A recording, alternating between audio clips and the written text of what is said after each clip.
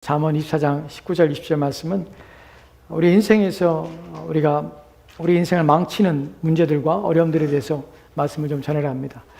오늘 좀 어떤 면에서는 도덕과 윤리적인 설교일 수도 있는데 그럼에도 불구하고 도덕과 윤리에 치우치지 않고 하나님 말씀으로서 우리가 우리 인생을 지키며 우리 인생에 무엇이 우리 인생을 망치게 하는가 하는 원인과 또 어떻게 해야 되는가 하는 부분에서 좀 말씀을 살펴보려 합니다.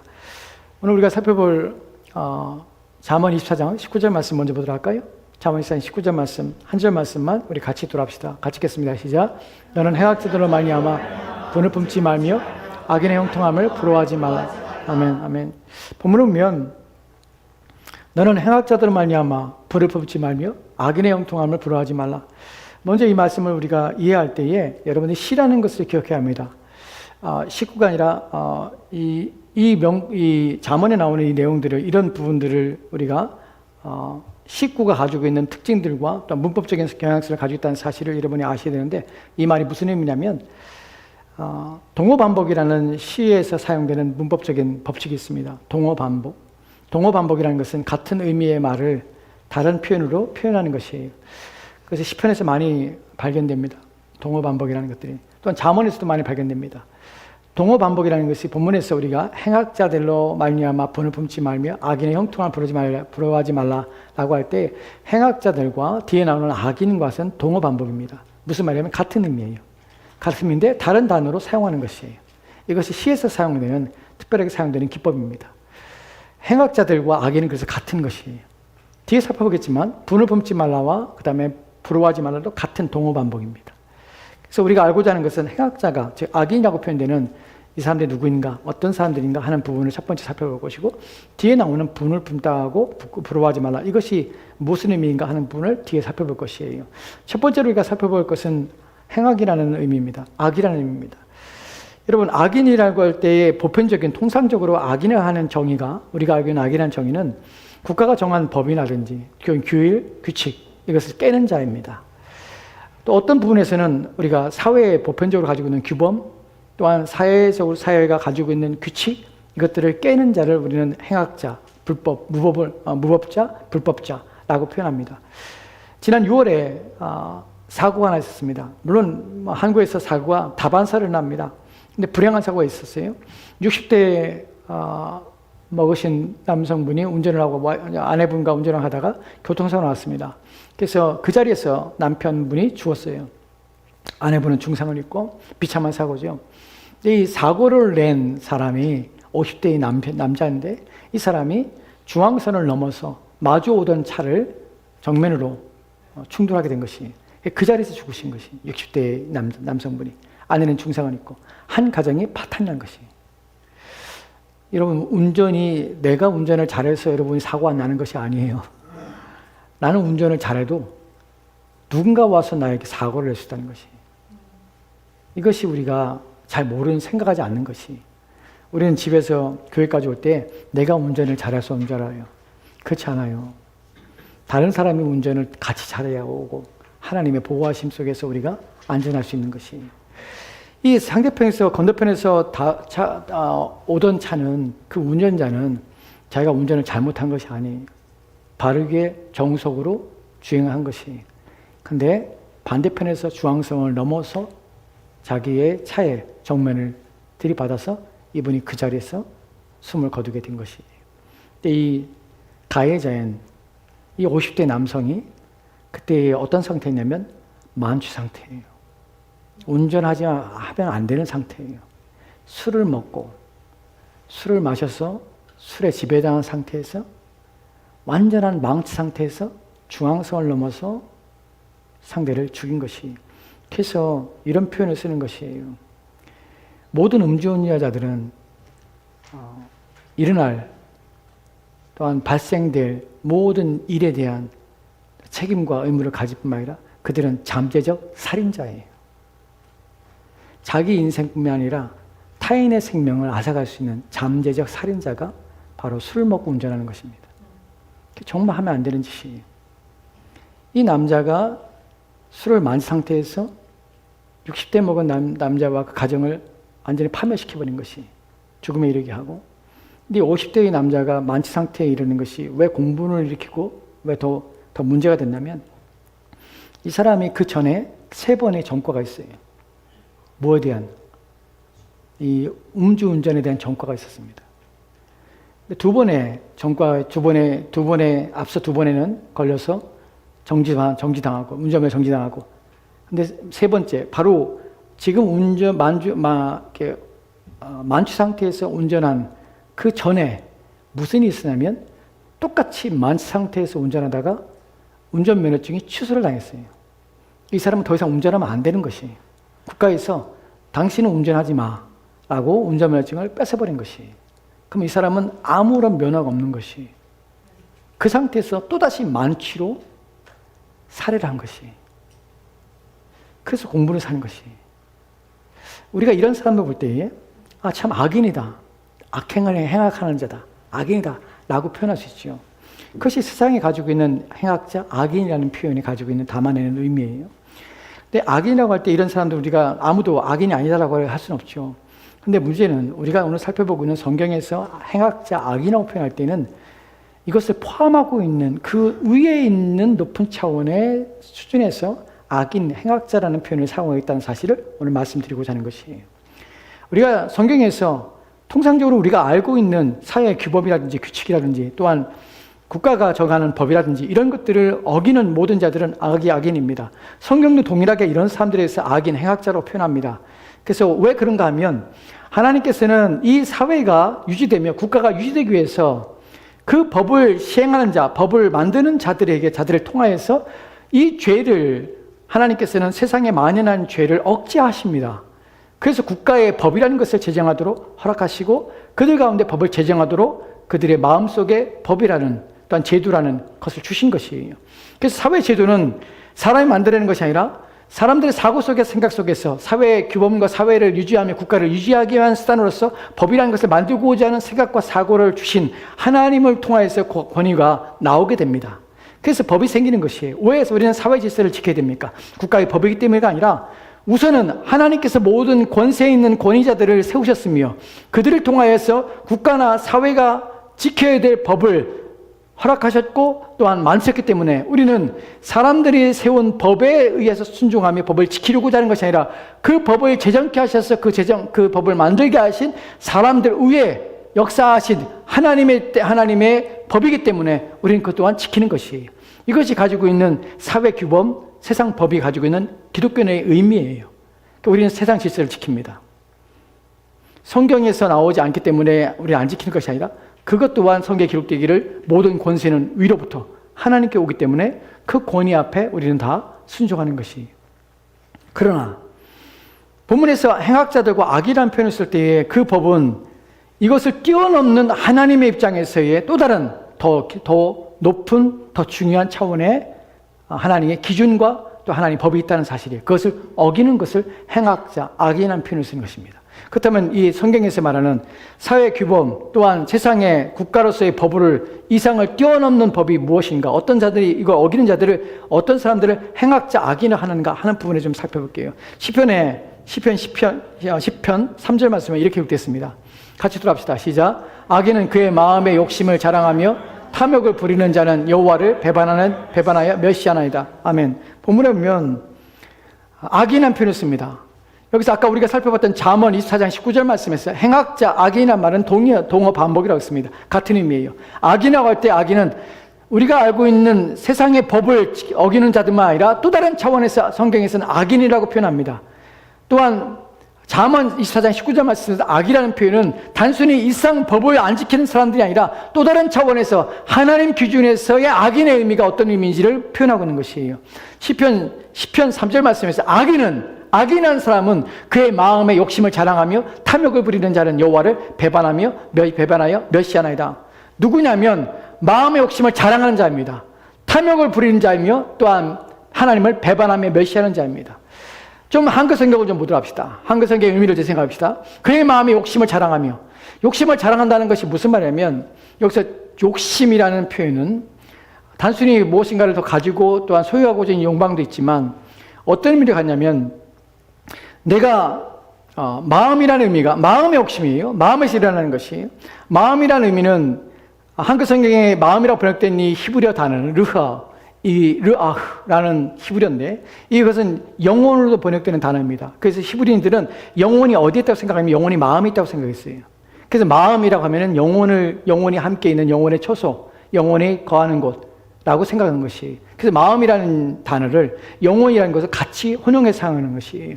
그러니까 우리가 생각할 때 영혼이라고 표현할 수도 있습니다. 영혼이라는 것은 본문에서 의미는 전인격이에요. 전인격이라는 것은 그 사람 자체 모든 성품, 성격, 인격 모든 걸 가지고 있는 전인격, 이 모든 자체가 어떤 마음을 가지고 있냐면 그 전인격에 욕심을 가지고 있다는 것이. 본문의 욕심이라는 것은 되고자 하는 것, 가지고자 하는 것, 또한 그 상태에 머물고자 하는 것, 이 모든 것들이 본문에서 욕심이라는 단어를 가지고 있는 의미입니다.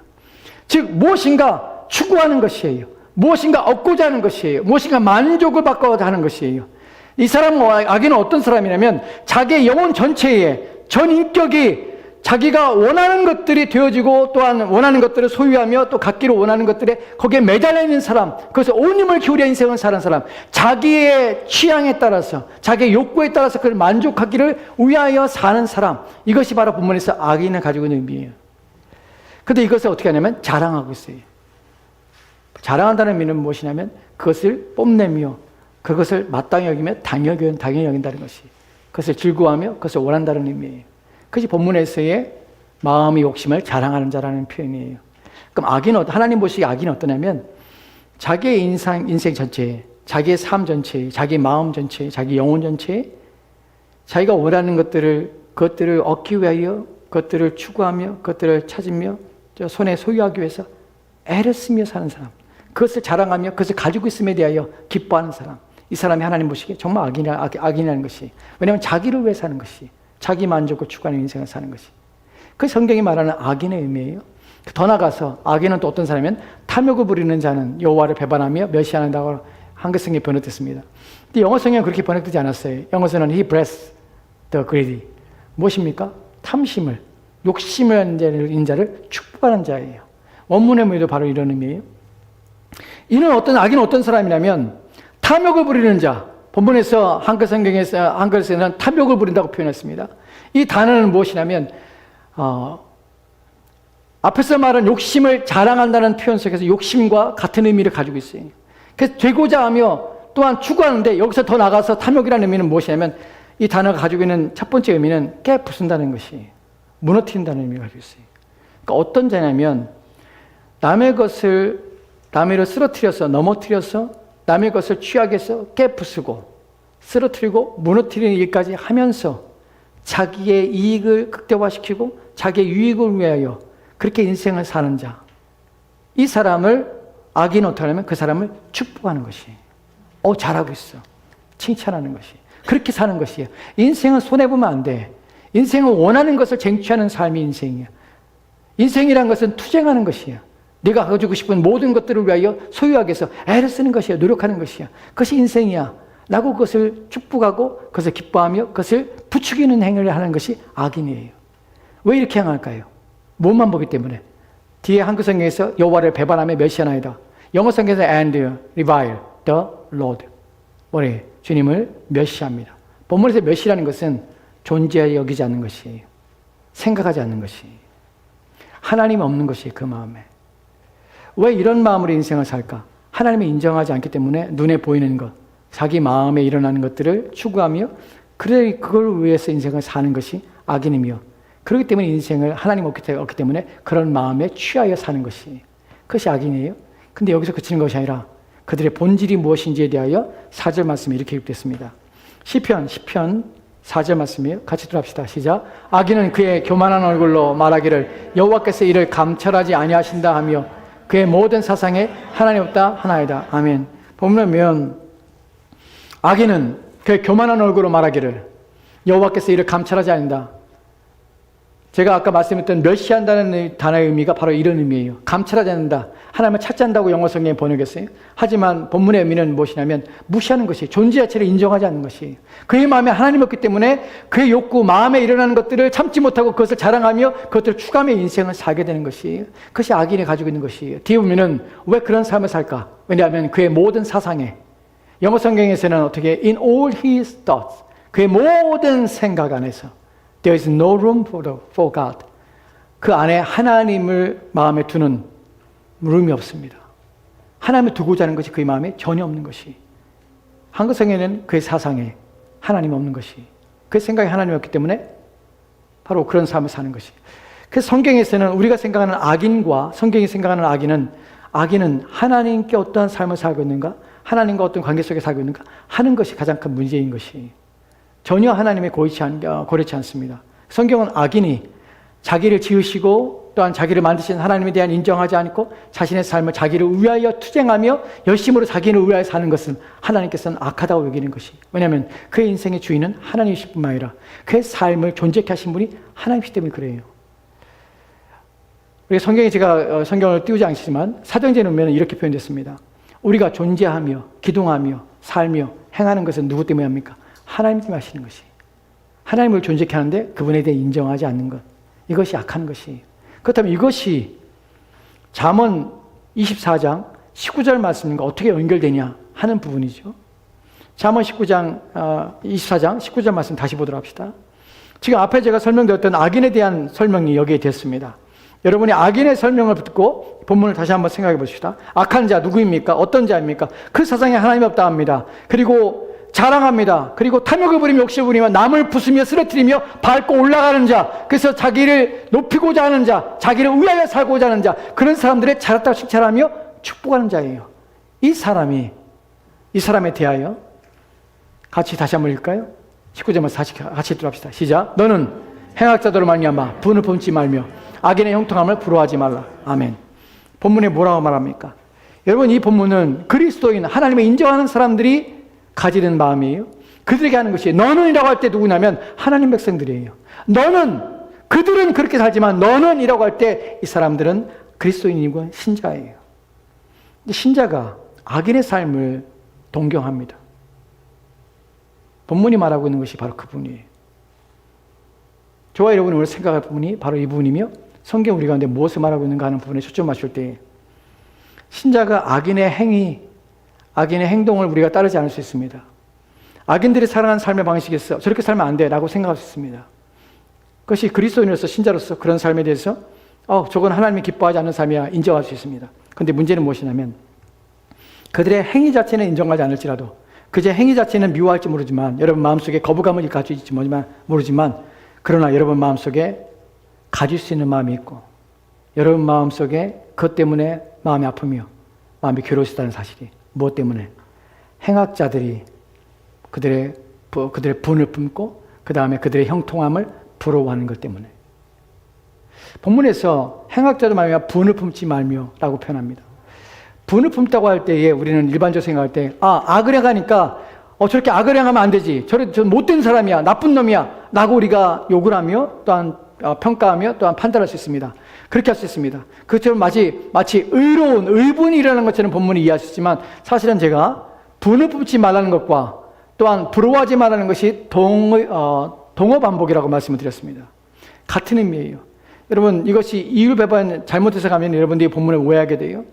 너는 행할 줄도 말이야 분을 품지 말라. 의분을 갖는데 의분을 품지 말라. 그냥 내버려둬 라고 말하는 것처럼 보이지만 뒤에 나오는 것은 악인의 형통함을 부러워하지 말라. 다른 차원의 말이거든요. 의분이 일어나고 부러워하는 같이 일어날 수 없습니다. 그럼 같이 일어나는 것이 무엇입니까? 앞에 있는 분을 품다는 것이 다른 의미예요. 의분이 아니에요. 본문에서 행악자도 말미암아 의분이 일어나는 것이 아니라 행악자도 말미암아 마음속에 어떻게 해요? 조급함이 일어나는 것이에요. 부러움이 일어나는 것이에요. 안절부절 못하는 것이에요.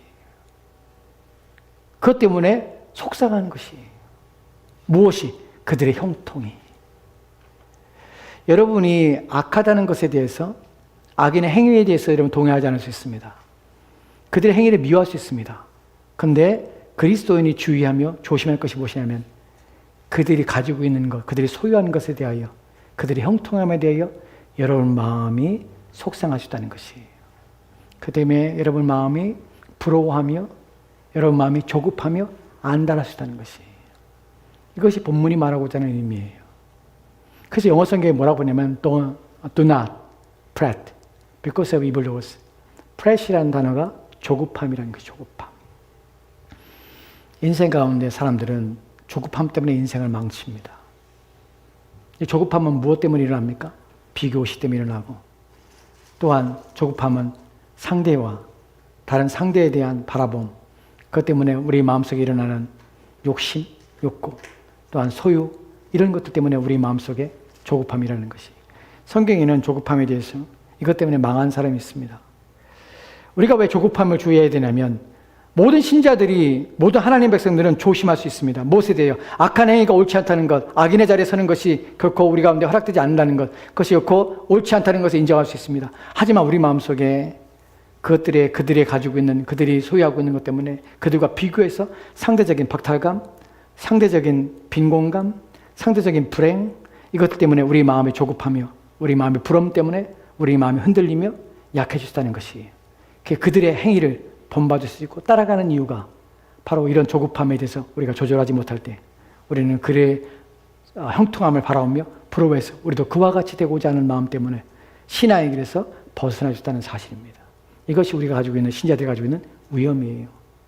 이에 대해서 망한 사람 한 사람을 성경을 보게 되는데, 사울이라는 이스라엘 초대 왕입니다. 사무엘상 13장에 보면 5절 6절 말씀에 보면 이런 일이 벌어집니다. 같이 들어갈까요? 같이 읽겠습니다. 시작. 블레셋 사람들이 이스라엘과 싸우려고 모였는데 병거가 3만이요 마병이 6천 명이요 백성은 해변에 모래같이 많더라. 그들이 베라웬 동쪽 믹마스에서 진침해 이스라엘 사람들이 위급함을 보고 절박하여 굴과 숲풀과 바위 틈에 그가 은밀한 곳에 웅덩이에 숨으며. 아멘. 블레셋 사람들이 올라왔습니다. 사울 왕이 다스릴 때입니다. 이들이 얼마나 많이 올라왔는지 마치 해변에 모래같이 이들이 많이 올라왔습니다. 그들이 올라왔을 때 진을 쳤습니다. 이스라엘 사람들이 그들을 보았습니다. 그리고 어떻게 합니까? 위급함을 보고 절박하여 굴과 숲풀과 바위 틈과 은밀한 곳과 웅덩이에 숨기 시작했습니다. 도망치기 시작한 것이에요.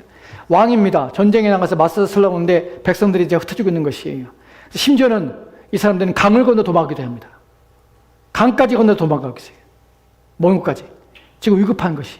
그 왕이에요. 사울왕이 이 상황에서 어떻게 하는지 그 다음 본문을 보면 8절과 9절 말씀은 이렇게 기록됐습니다. 8절과 9절 말씀입니다. 같이 합시다. 시작. 사울은 사무엘이 정한 기한 내로 이랫동안 기다렸으나 사무엘이 길갈로 오지 아니하며 백성이 사울에게서 흩어지는지라. 사울이 이르되 번제와 화목제물을 이리로 가져오라 하여 번제를 드렸더니. 아멘. 본문에 보면은 사무엘이라는 선지자가 사울에게 오기로 했습니다. 그런데 약속의 정한 기간에 오지 않은 것이에요. 왜 사울이 사무엘을 기다리냐면 사무엘을 통해서 하나님의 음성을 듣고 하나님 도우심을 받을 수 있다고 생각하기 때문에 그를 기다리고 또한 바라고 있는 것이에요. 근데 사울왕의 눈에 사무엘이 오지 않은 것이에요. 오지 않으면 백성이 사울에게서 흩어지는 것을 사울이 본 것이에요. 그래서 사울이 이르되 번제와 화목제를 이리 가져라. 그리고 자신이 번제를 드립니다. 사실은 이것은 사울에게 허락된 것이 아니에요. 번제는 누가 드려야 되면 사무엘이 드리는 것이에요. 하나님께 정하신 법이에요. 그런데 사울의 입장에서는 조급함 때문에 견디지 못하는 것이에요. 백성들이 흩어지는 것을 보게 되는 것이에요. 그렇기 때문에 하지 말아야 될 일을 하고 있는 것이에요. 조급함에 일으키는 문제는 무엇이냐면 우리로 하여금 하지 말아야 할 일에 참여하게 되는 것이에요. 조급함은 마음의 문제가 아니라, 안절부절하지 못하는 것은 내 마음의 상태의 문제가 아니라, 불안한 마음은 내 마음의 상태의 문제가 아니라, 그것도 말미암아 나의 행위가 하나님 앞에 온전치 않은 반응으로 나오게 만들기 때문에 그렇다는 것이. 우리는 조급함의 마음들을 조정하며 또한 그것들을 우리 마음에서 누르며 그것들 우리를 지배하지 못하게 우리는 막아서야 합니다. 신자에게서 위급함은, 신자에게서 문제는 무엇이냐면 내가 하나님의 백성인데 불구하고 하나님을 보지 아니하고 눈에 보이는 것 때문에 내 마음이 급하고 내 마음이 절박하여서 내 마음이 무너질 때, 그때에 여러분 마음을 지켜야 하는 것이에요. 사울은 지금 이 상태에서 자신의 마음을 지키지 못하는 것이 번제를 드렸습니다. 그 다음에 어떤 일이 일어났는지 10절 말씀 다음 주에 보면 이렇게 기록됐습니다. 10절 말씀 볼게요. 같이 들어갑시다. 시작. 번제 드리기를 마치자 사무엘이 온지라. 사울이 나가 맞으며 문함하며. 아멘. 번제를 드리자마자 사무엘이 왔어요. 조금만 참았더라면, 조금만 기다렸다면. 안 기다린 것이. 왜냐하면 조급함은 우리를 자꾸 몰아붙이는 것이, 자꾸 하라고 하는 것이에요. 불안하게 하는 것이. 이렇게 다가 내 인생이, 이렇게 다 내 삶이 무너질까? 이렇게 내가 어려움을 당하지 않을까? 이렇게 살다가 내가 혹시 뒤처지는 것이 아닐까? 내가 손해보는 것이 아닐까? 내 장래가 불확실하게 되지 않을까? 하는 염려와 근심이 우리 마음을 사로잡습니다. 그것이 조급함이 일으키는 우리 마음의 문제예요. 하지 말아야 할 행동을 하고 하나님께 합당하지 않는 일들을 행합니다. 이것이 조급함이 신자를 약하게 만드는 방식입니다. 번제를 드리자마자 just as he finished 하자마자 사무엘이 온 것이. 그 다음에 보면은 11절과 12절 말씀에 이렇게 기록됐습니다. 같이 들어갑시다. 시작. 사무엘이 이르되 왕이 행하신 것이 무엇이니 하니 사울이 이르되 백성은 내게서 흩어지고 당신은 정한 날에 오지 아니하고 블레셋 사람은 mik마스에 모였음을 내가 보았으므로 이에 내가 이르기를 블레셋 사람들이 나를 치려 길갈로 내려오겠거늘 내가 여호와께 은혜를 간구하지 못하였다 하고 부득이하여 번제를 드렸나이다 하니라. 아멘. 사무엘이 와서 화가 났습니다. 왕이 무엇을 하였습니까? 라고 묻습니다. 책망이죠. 하지 말아야지 한 것이에요. 사울이 말합니다. 여러분, 사울이 지금 말하고 있는 내용들이 그의 마음이 어떤지를 생각해 보세요. 사울이 이르되 백성은 내게 흩어지고 당신은 정한 대로 오지 않고 블레셋 사람들은 mik마스에 모였음을 내가 보았고 이 내가 이르기를이에요. 누구에게? 내 자신에게 이르기를. 내가 스스로 생각하기를이에요. 무슨 생각이 듭니까? 블레셋 사람들이 나를 치려 길갈로 내려오겠거늘. 이 사람 마음속에 무슨 일이 벌었습니까? 블레셋 사람들이 내려온 것이 아니에요. 근데 내 마음이 어디로 갑니까? 조급함은 어떤 우리로 하여금 불안과 또한 염려로 말미암아 또한 우리로 하여금 불행에 대한 어떻게 미리 우리가 불행이 이미 경험한 것처럼 불행이 이미 닥친 것처럼 우리 마음을 이끌어가는 것이. 블레셋 사람이 지금 내려오지 않았어요. 사울의 마음은 이미 블레셋 사람이 내려왔어. 그리고 지금 자기의 목을 치는 것을 상상하는 것이.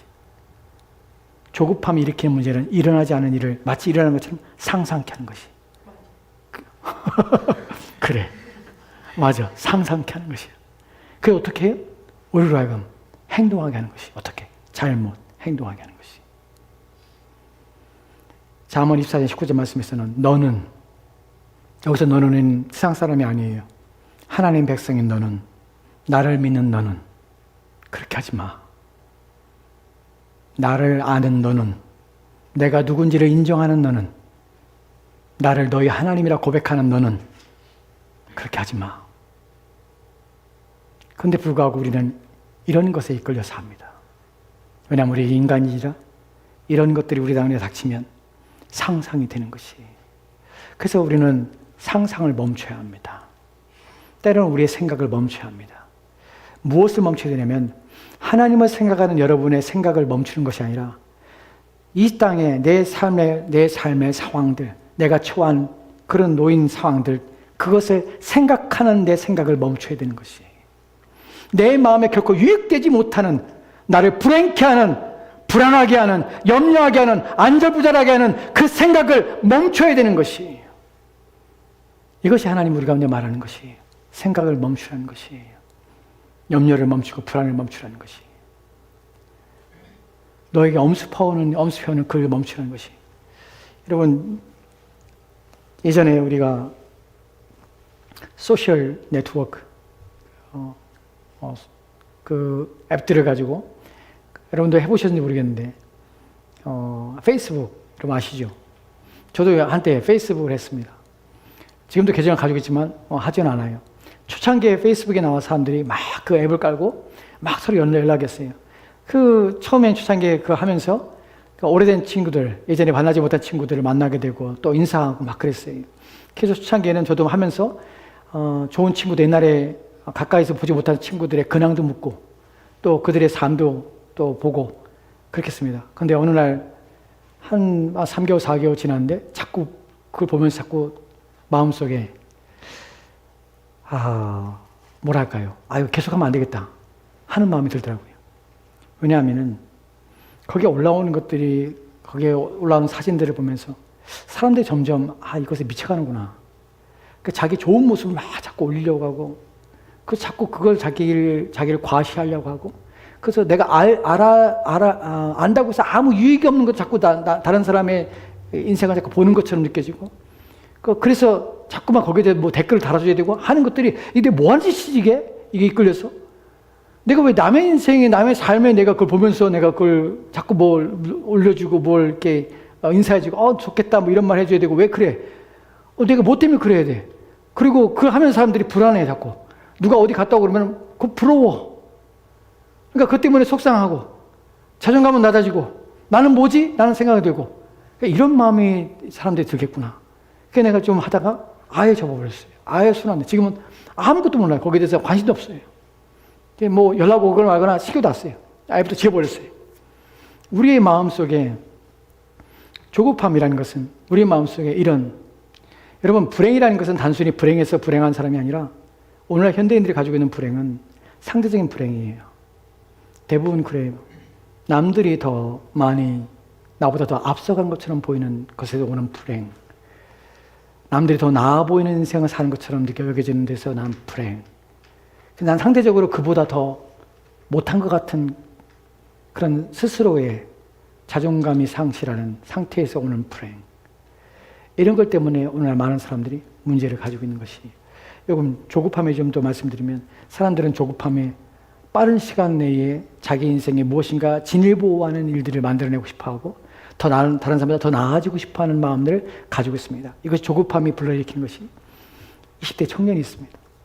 이 청년이 20대 돼서 사회생활하고 사람들 만나보다 보니까 몸이 좋은 친구들을 만나게 된 것이 막 헬스를 하면서 몸이 좋은 친구들을 만나다 보니까 거기에 관심을 가는 거예요. 자기도 그런 몸을 갖고 싶은 것이. 그래서 찾아보니까 막 프로테인 파우더 뭐죠? 단백질 파우더를 사람들이 막 마시는 것이. 그걸 먹으면서 운동하면 몸이 막 커지는 것이. 그래서 자기도 그걸 사서 막 먹기 시작한 것이. 그 헬스를 하면서 몸이 점점 커지는데 더 만족을 못하는 것이. 더 좋아지고 싶은 것이. 자기보다 더 나은 몸을 가지고 있는 몸을 본 것이. 그러니까 더 자기도 열심히 하고. 그러다 보니까 무엇을 손에 대냐면 약물에 손을 대기 시작했어요. 스테로이드 약물을 투여하기 시작한 것이. 근육 강화시키는 주사제를. 근데 그 당시에는 그것이 얼마나 위험한지 생각하지 못한 것이. 오직 그가 바라는 것은 무엇이냐면 몸이 더 좋아지는 것. 그리고 자기 몸이 견딜 수 있다고 생각하는 것이. 그리고 그것을 하고 나서 어느 순간에 완전히 망가졌습니다. 몸이. 20대 후반이 되었는데 그의 몸은 더 이상 치유가 안 되는 것이. 신장이 망가져서 회복이 안 돼. 평생 동안 약을 복용해야 돼. 그러니까 사람이 조급함과 무엇인가 자신의 이익을 추구하며 더 나아지고 더 좋아지고 하는 욕구에 휩쓸려 인생을 살다 보면 그의 인생이 더 나가는 것이 아니라 자기의 인생 삶을 망가뜨리는 일이 얼마나 많은지 모릅니다. 20대 여자들이 다이어트하면서 한국에 약을 복용하기 시작해. 근데 그 약이 얼마나 위험성인지 생각하지 않아. 나중에 심지어 거식증이 걸려서 음식을 못 먹는 상태에 이르고 또한 몸이 건강을 잃어버려서 회복하지 못하는 우울증에 빠지고 정신병원에 들어가는 일들이 허다한 이유가 무엇입니까? 현대인이 가지고 있는 조급함들. 이런 것들이 우리의 인생을 망치고 우리의 삶을 망치는 것이 세상 사람의 문제가 아니라 신자인데 불구하고 여러분 안에도 그런 일이 있었다는 사실을 기억하시기 바랍니다. 수산제 말씀에는 이 사울이 어떻게 되는지 그 결말을 좀 보도록 합시다. 같이 읽겠습니다. 시작. 사무엘이 사울에게 이르되 왕이 망령되이 행하였도다. 왕이 하나님 여호와께서 왕에게 내리신 명령을 지키지 아니하였도다.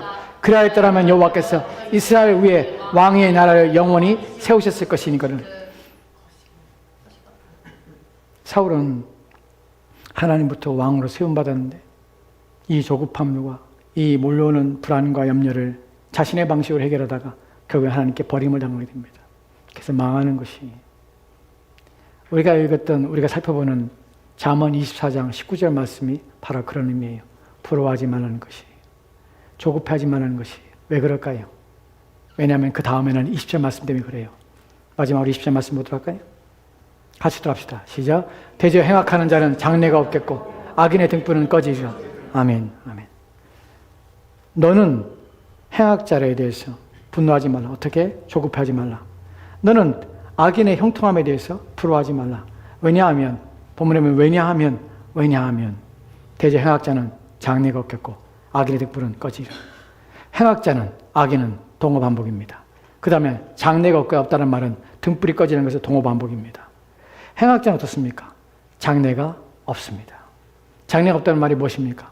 미래가 없다는 것이, 소망이 없다는 것이. 이 땅에 사는 동안에 하나님 없이 사는 사람들은 이 땅에서 발버둥치며 애쓰며 삽니다. 왜 그럴까요? 이 땅의 삶이 전부이기 때문에 그래요. 이 땅에서 어떻게 얼마큼 누리며 또 얼마나 많은 것들을 성취하며 이루며 사는가, 그들의 인생이 목적이 되는 이유가 무엇입니까? 그들의 미래가 없기 때문에 그래요. 그러나 신자는 그렇지 않습니다. 너는 왜 그렇게 살면 안 되느냐면 너는 이 땅의 삶이 전부가 아닌 것이에요. 신자는 이 땅에서 모든 걸 얻으며 누리며 살고자 하나님께 부름받은 것이 아니라 이 땅 너머에 계신 하나님을 보고 있는 사람들이에요. 우리의 소망은 우리가 이후에 만나게 될 예수 그리스도, 우리의 구원이신 그분과 함께 영원한 삶을 사는 것이에요. 그것이 우리의 소망이에요. 이 땅에 사는 사람들은 악인은 등불이 꺼지리라. 등불이 꺼진다는 말은 무엇입니까? 소멸되고 또한 그들은 꺼져서 생명이 없어지는 것이, 영생을 누리지 못하게 되는 것이에요. 여러분, 예전에 속담에 이런 말이 있습니다. 메뚜기도 한 채리라. 메뚜기도 한 채리란 말이 무슨 말입니까? 메뚜기가 엄청나게 번성하고 엄청나게 날아다니며 막 곡식을 막 다 먹어치는 것처럼 메뚜기도 한 채리라. 한때야. 한때 지나면 다 없어져. 그렇게 풍성해 보이고 그렇게 날아다니며 힘을 잃고 그렇게 보이는 것처럼 보이지만 한때면 끝나. 권불 10년이라는 말이 있습니다. 권세와 또한 능력도 부도 10년입니다.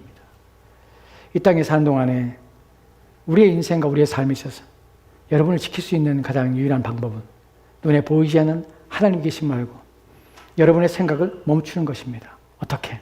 여러분 자신이 불안과 염려와 또한 근심과 걱정이 있을 때, 초조함과 조급함이 여러분의 마음을 지배할 때에 여러분 자신의 영혼에게 말을 해야 합니다. 나여, 내 영혼아, 불안하지 마. 우리 인생, 나의 삶은 이 땅의 전부가 아니야. 나는 눈에 보이지 않는 하나님 믿고 있습니다. 그분이 내 소망이야. 이 땅에서 어떻게 잘 살았냐, 이 땅에서 얼마나 이뤘냐가 너를 평가하며 판단하는 기준이 아니야. 하나님 눈에는 네가 얼마나 그를 신뢰하며 그를 의지하며 살았냐, 네가 얼마나 그분과 함께 동행하며 살았냐, 네가 그분을 믿고 있느냐 하는 것, 그분을 위하여 산 삶만이 그분에게서 계산되며 그분이 인정하는 것이야. 너의 인생에서 가장 중요한 것은 그분께서 인정하시는 삶이냐, 그분께서 기뻐하시는 삶이냐 하는 것만 내게 유익한 것이야. 그것 때문에 비교하지 마.